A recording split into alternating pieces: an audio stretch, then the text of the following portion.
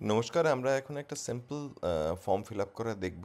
এই ফর্মটির ক্ষেত্রে যেটা রয়েছে সেক্ষেত্রে এই যে ব্যক্তি তার নিজের 2025-এ নাম রয়েছে, কিন্তু দেখুন তার 2002-এ নাম নেই এবং তার বাবা মা, ঠাকুরদা, ঠাকুমা, দাদু, দিদা কারুর নামই নেই।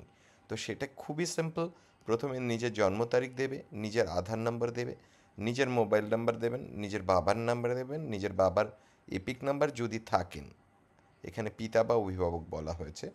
তো মায়ের নাম থাকবে, মায়ের এপিক নাম্বার যদি থাকে, নিজের স্বামীর নাম যদি থাকে, অবশ্যই স্বামী বা স্ত্রী দুটোই হতে পারে, নিজের স্বামী বা স্ত্রী সেটি দেবে। এবার যদি তার নাম না থাকে 2002-এ, তাহলে দেখুন এই পার্টটাতে আমরা বলেছিলাম 2002-এর নাম যদি না থাকে তাহলে লেফট সাইডে লিখতে হবে, কিন্তু তার নাম নেই, কাজেই এই অংশটি তিনি ফাঁকা রাখবেন।